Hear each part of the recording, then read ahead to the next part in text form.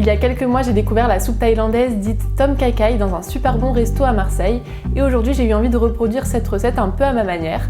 C'est une soupe au poulet et au lait de coco parfumée au gingembre et à la citronnelle. C'est un vrai bouillon de saveur et croyez-moi, la recette est très gourmande. Je commence par préparer tous les aromates, je coupe l'oignon en lamelles, je cisèle l'ail et le gingembre et je tranche la citronnelle en deux. Je vais aussi ciseler un demi-piment.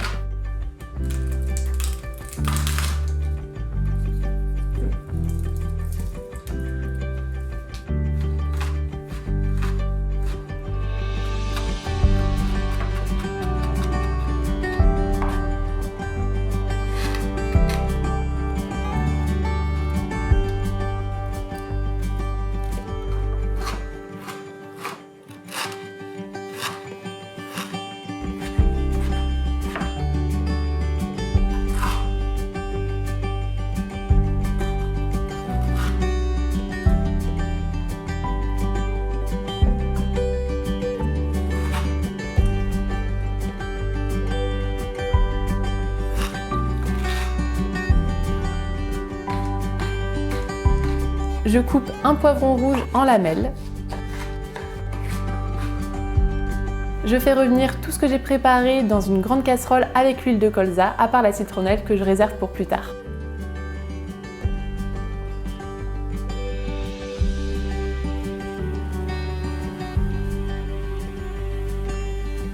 En attendant, je tranche les champignons en fines lamelles. Je ne les épluche pas, c'est joli de laisser la peau brune et ça fait moins de gâchis alimentaire.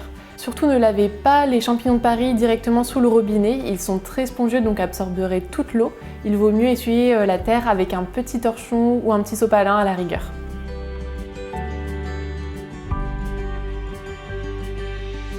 Je les laisse de côté, puis je tranche le poulet en fines lamelles et j'assaisonne.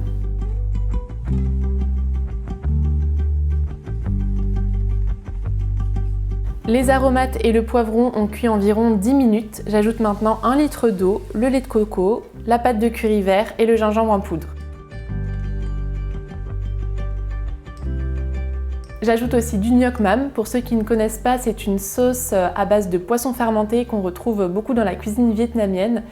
Son odeur n'est pas forcément la plus ragoûtante, mais elle ajoute beaucoup de saveur à certains plats asiatiques. J'ajoute enfin la citronnelle qui est un ingrédient phare de cette recette et qui va lui donner toute son originalité. Et si vous vous demandez où en trouver, vous pouvez facilement en trouver chez Grand Frais, en épicerie asiatique ou dans tous les rayons herbes aromatiques de toutes les grandes surfaces. J'assaisonne le bouillon, n'hésitez pas à goûter pour ajuster. Je vais couvrir et attendre que ce bouillon arrive à ébullition et quand c'est le cas, je vais ajouter ma petite touche personnelle qui n'est pas du tout typique de la Thaïlande, ce sont ces petites pâtes en forme d'étoile qui vont ajouter un peu de mâche à ce bouillon. Je couvre à nouveau et j'active un minuteur de 7 minutes pour ne pas surcuire les pâtes et le poulet, car même s'il est cuit dans un bouillon, le poulet pourrait devenir très sec s'il cuit trop longtemps. Quand il reste environ 3 minutes de cuisson, j'ajoute les champignons. Je veux qu'ils restent encore légèrement croquants, donc 3 minutes seront largement suffisantes. Je laisse cuire à découvert cette fois pour que la soupe épaississe très légèrement.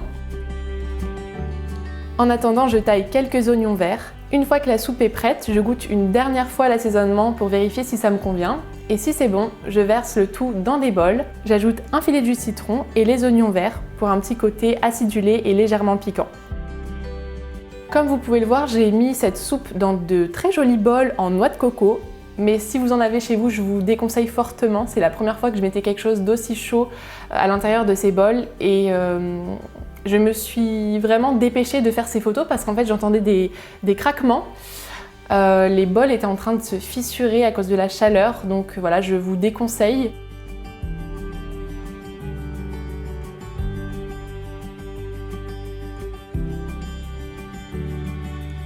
Je serais vraiment curieuse de savoir si vous connaissiez cette recette, donc dites-le nous en commentaire et puis dites-nous si ce sont des saveurs qui vous attirent. Et moi je vous dis à bientôt pour une prochaine recette. Salut!